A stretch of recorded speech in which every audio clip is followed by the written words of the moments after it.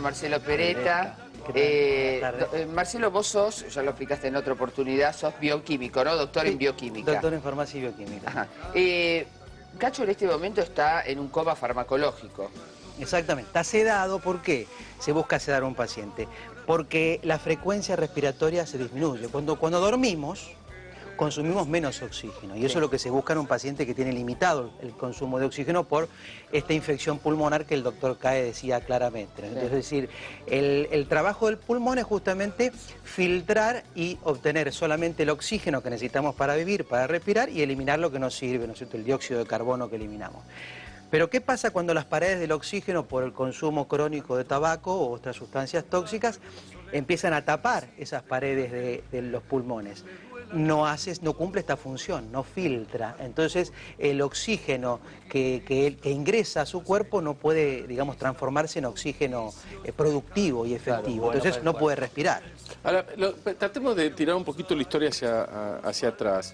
¿Cuándo y cómo se empieza a complicar el cuadro de Cacho? Porque recién el doctor hablaba de que gracias a que aspiraron la secreción, claro, eso le dio más elasticidad a uno de sus pulmones. Claro. Ahora, esa secreción está formada ¿por qué? ¿Por qué se forma? Bacterias que se transforman en moco, en definitiva, que son toxinas que hay que eliminar, ¿no es cierto? Porque los pulmones son, digamos, unidades estériles. Sí, pero esto tiene que ver con el enfisema que él padece. Por supuesto, es el problema crónico que él tiene, el EPOC, la enfermedad pulmonar obstructiva crónica, por el cual, pasando el tiempo, los pulmones empiezan a obstruirse con estas sustancias tóxicas que dijimos, derivadas del cigarrillo.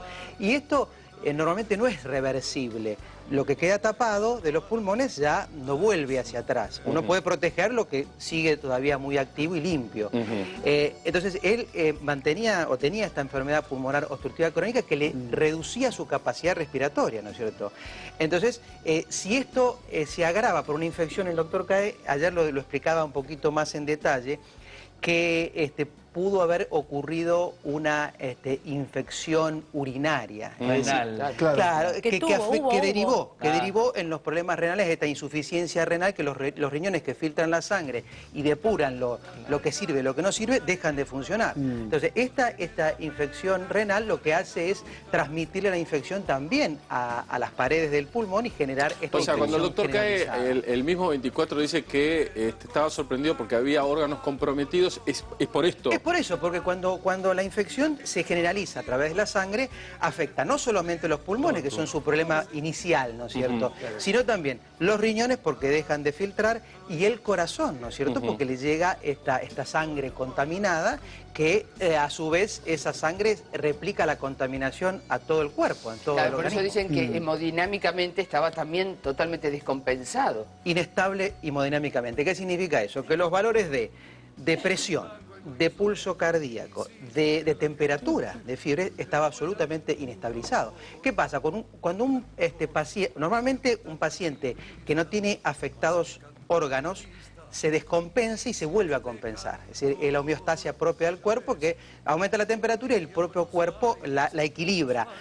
Aumenta la frecuencia cardíaca por un momento de estrés, un nerviosismo, y el mismo cuerpo la compensa. Cuando tenemos daños orgánicos, como el caso de él, ya necesita internarse en una terapia y hacerlo esto en forma mecánica. Él llega desmayado, llega sin conciencia. Claro, él llega con pérdida de conocimiento. ¿Y por qué puede producirse esto, Carlos?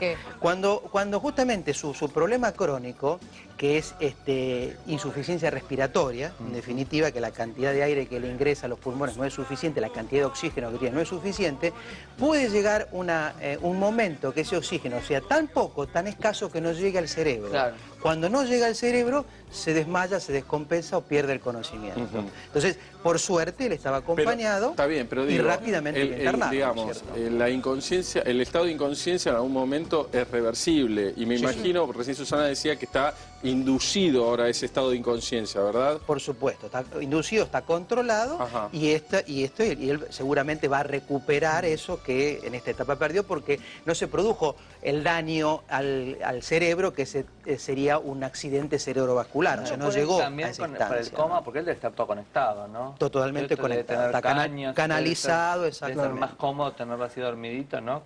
Bueno, por lo que decíamos recién, que él sedado consume mucho menos oxígeno, y hasta ayer estuvo justamente con un equipo auxiliar de, digamos, de respiración artificial, ¿no es cierto? Un equipo que respira por él. Por suerte lo desconectaron y ahora respira por sí mismo. Aunque sedado, consume muy poco oxígeno. Ahora, doctor, después de este cuadro, ¿no? Cuando Cacho salga y esté nuevamente bien, ¿qué recaudos va a tener que tomar? ¿Cómo va a seguir su vida? ¿Hay algo que ya perdió que no va a poder recuperar? ¿Con qué Cacho nos vamos a encontrar? Siempre estos episodios dejan daño, dejan secuelas, sin duda. ¿Qué tipo de secuelas? Bueno, habrá que ver, habrá que ¿Las cuerdas analizar. vocales, por ejemplo?